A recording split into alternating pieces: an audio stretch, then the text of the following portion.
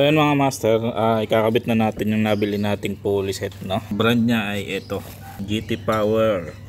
So kung mapapansin nyo mga master, itong drive face niya, no? Magkahiwalay siya. So ngayon lang ako nakakita ng ganito.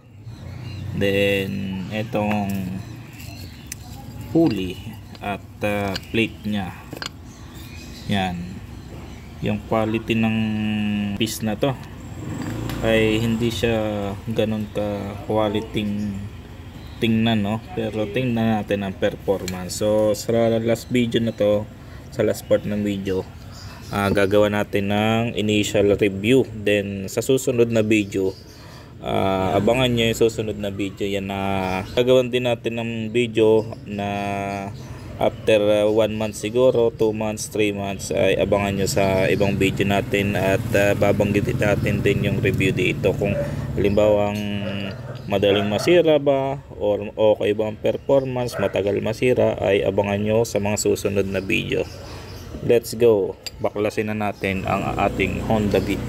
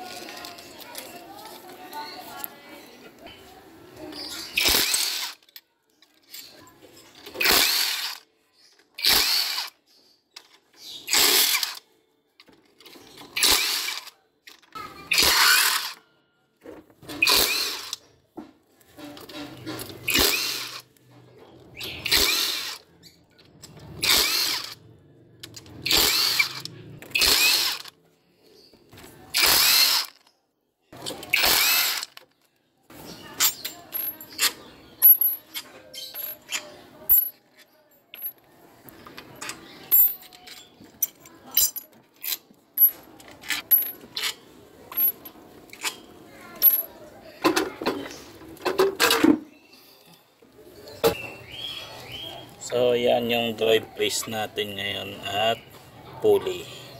So yan papalitan natin mga master.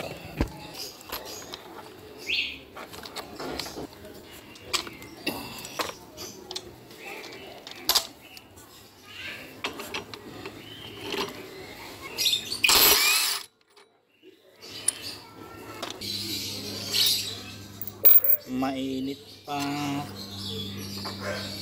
Aray ko, mainit.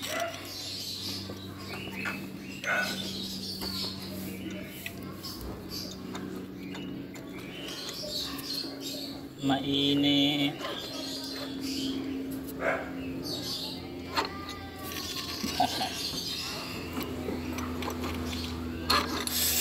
Oh shit.